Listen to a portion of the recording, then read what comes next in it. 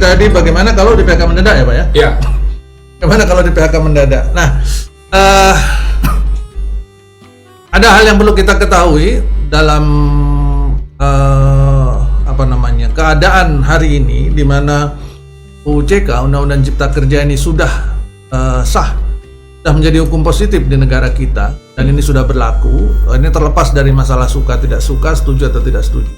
Ya, jadi ada yang saya agak sedih sebenarnya, agak prihatin Pak Abi pada saat di berbagai kelas, berbagai acara, forum pada saat saya berbicara tentang UU CK, itu banyak teman-teman yang mengira ini itu mendukung UU CK ya gitu.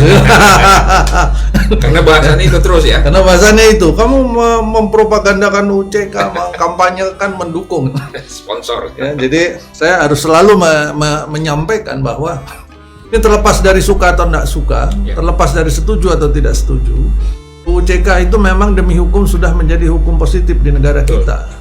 Jadi tidak ada lagi maksudnya gini, kita tidak bisa menolaknya.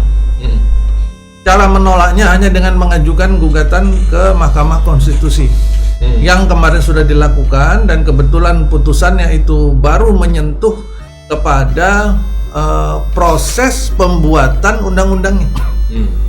Jadi belum ke materinya tuh Pak Abi. Belum ke materinya. Masih ke proses pembuatan undang-undangnya. Itulah yang dikasih waktu 2 tahun untuk memperbaiki. Maka pemerintah bersama DPR itu, wakil-wakil kita yang ada di DPR itu, wakil ya kan, ketuanya kita kan. Kan wakilnya kita itu yang ada di DPR sekarang lagi berusaha memperbaiki, bukan memperbaiki materi, jangan salah paham. Memperbaiki proses pembuatan undang-undangnya. Ada berbagai macam syarat yang harus dipenuhi, salah satunya dengan mengundang partisipasi dari komunitas, dari rakyat dan sebagainya, dari pihak-pihak tertentu, dari profesional dan sebagainya. Ya, jadi yang sedang dikasih waktu 2 tahun sampai November 2023 ini itu bukan merubah materi ya, tapi memperbaiki proses pembuatan undang-undang. Nah, ini yang harus kita pahami. Jadi saya luruskan, jangan berpikir bahwa materinya itu bakal dirubah. Belum.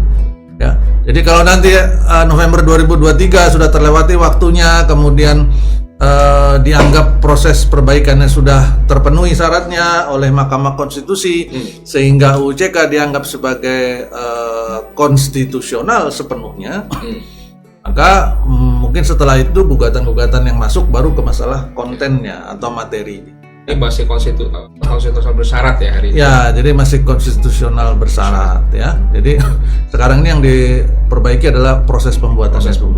Ya. Begitu. Nah, di dalam UU CK itu berbicara tentang PHK.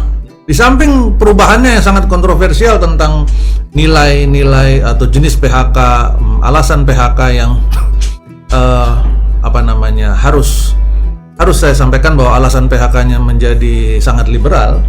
Jadi semakin banyak alasan PHK yang bisa dipakai oleh perusahaan.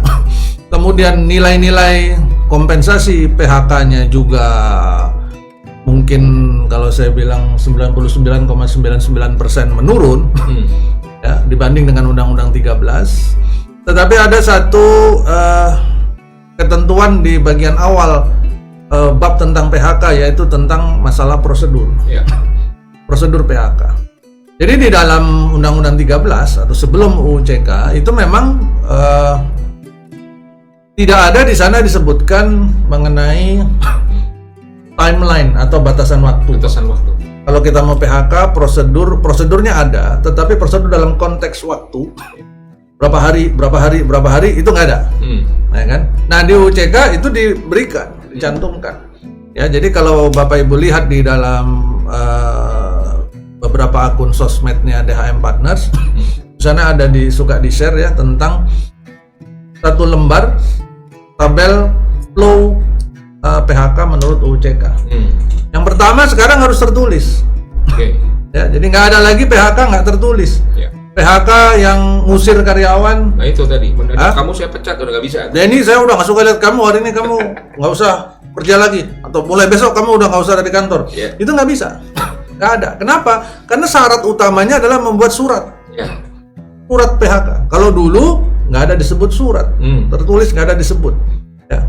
Di sana disebut menyampaikan maksudnya. Kalau di sini surat, udah jelas surat, diberikan surat PHK-nya. Kemudian yang kedua ada syaratnya lagi, waktu. Jadi kalau karyawan yang sudah di luar masa percobaan, maka diberikan waktu paling terlambat adalah 14 hari kerja sebelum hari H-nya. Perlu nggak dibuat SOP PHK? Setiap perusahaan punya itu agar lebih mengakomodir undang-undang tadi ya, lebih ada fasenya. Ya, itu yang benar, Pak. Itu yang ideal. Dan sebagian perusahaan yang saya tahu, mereka bahkan sudah membuat flow SOP kalau istilah Om Abi tadi ya. Sudah dibuat SOP-nya bahkan sebelum UCK ada. Jadi mereka punya versi sendiri. Nah, masalah timeline mereka buat itu. Betul. Ada yang 2 minggu, ada yang 1 bulan gitu. Mereka buat. Tujuannya supaya memastikan tertib administrasi dan tertib waktu, sehingga bisa memberikan waktu kepada kedua pihak, masing-masing pihak untuk berpikir, mempersiapkan respon dan sebagainya. Ya, dan itu bagus. Nah sekarang UCK mengakomodir timeline tadi, SOP tadi ya. Jadi 14 hari kerja. 14 hari kerja itu Bapak Ibu bukan 2 minggu ya. 14 hari kerja itu jatuhnya kalau kita 5 hari kerja berarti sudah 3 minggu. Ya, karena dipotong Sabtu Minggu libur ya. Apalagi kalau banyak hari libur nasional. Hari kerja bukan hari kalender ya? Bukan hari kalender, hari kerja. Ya, jadi hari kerja siapa? Hari kerja di perusahaan masing-masing. Perusahaan yang mau PHK itu, atau hari kerjanya si karyawan yang mau di PHK terutama. Ya, jadi itu yang perlu diperhatikan. Nah itu kalau yang di luar masa percobaan. Kalau yang di dalam masa percobaan, jadi kalau lagi karyawan sedang dalam masa percobaan, maka syarat batasan waktunya adalah paling terlambat 7 hari kerja. 7 hari kerja. 7 hari kerja sebelum tanggal eksekusinya atau tanggal efektifnya. Artinya sudah tidak bisa lagi seperti dulu. Sebelum UCK itu kalau masa percobaan setiap hari karyawan bisa diusir. Nggak bisa. Jadi harus ada waktu tadi 7 hari kerja. Yang artinya kalau 7 hari kerja bisa sampai 2 minggu. Ya. Ini yang perlu diperhatikan sehingga tidak ada lagi PHK mendadak, PHK mengusir, ya, main usir aja atau tiba-tiba itu dikasih tahu suruh tahan deh, ini udah nggak boleh masuk lagi kerja gitu kan, Bapak udah tidak terdaftar sebagai karyawan. Gimana ceritanya? Baru kemarin saya meeting kan gitu. Ya. Nah, itu harus difahami ya. Sekarang pertanyaannya, dalam praktek ternyata kan masih ada nih Pak yang kayak betul, gini. Betul. Ya kan? Kenakalan, kecurangan seperti ini kan masih ada di lapangan, pelanggaran ini. Apa yang harus dilakukan oleh karyawan? Apabila perusahaan atau oknum perusahaan tiba-tiba mem-PHK karyawan secara mendadak tadi. Mendadak dalam tanda kutip tadi nggak boleh masuk lagi. Betul. Kalau dia mem-PHK secara mendadak itu dalam arti baik itu tidak boleh masuk atau dia terus disampaikan bahwa mulai besok sudah nggak boleh bekerja atau secara lisan, maka yang sangat disarankan adalah segera mendokumentasikan kejadian itu penting nih sebagai bagian dari alat bukti. Kemudian segera merespon, minimal membuat pengaduan kepada Disnaker setempat. Ya, karena biasanya karyawan pada umumnya mereka kan tidak tahu harus berbuat apa, Pak. Betul. Ya. Kalau misalkan ini yang jadi korban adalah orang-orang HR misalkan atau pengurus serikat barangkali yang memang sudah paham bagaimana prosedurnya, maka mereka tenang saja. Betul. Mereka akan saya diusir nih Pak gitu. Saya nggak boleh masuk nih sekarang. Saya catat nih hari ini tanggal sekian si siapa security atas nama si A melarang saya masuk dengan alasan ini. Kalau perlu saya rekam, saya videoin, saya bawa saksi dan sebagainya. Kemudian saya buat berita acara. Kalau dia nggak mau tanda tangan, saya minta saksi tanda tangan. Betul. Ya kan? Nah setelah itu sebagai orang yang mengerti, kalau yang saya lakukan adalah membuat pemberitahuan perselisihan, kemudian saya menyurati perusahaan, kemudian mulai menjalankan prosedur penyelesaian perselisihan hubungan industrial, mulai dari bipartit, baru nanti ke mediasi dan sebagainya. Tapi bagi karyawan pada umumnya, kan nggak semua ngerti Pak Abi. Apa yang harus mereka lakukan? Apabila di perusahaan ada serikat, maka datanglah kepada serikat di perusahaan Bapak Ibu, datanglah ke serikatnya dan sampaikan permasalahannya. Apabila di perusahaan belum ada serikat atau Bapak Ibu tidak memiliki cukup kepercayaan kepada serikat yang ada sekarang, maka silakan datang ke pihak di luar. Pihak di luar ini siapa? Bisa saja advokat, nah, ya kan? Ini termasuk dalamnya adalah LBH barangkali. Nah, yang mana yang dipercaya? Kemudian atau ke disnaker setempat. Jangan ke ormas tapi ya. Jangan ke ormas, Pak.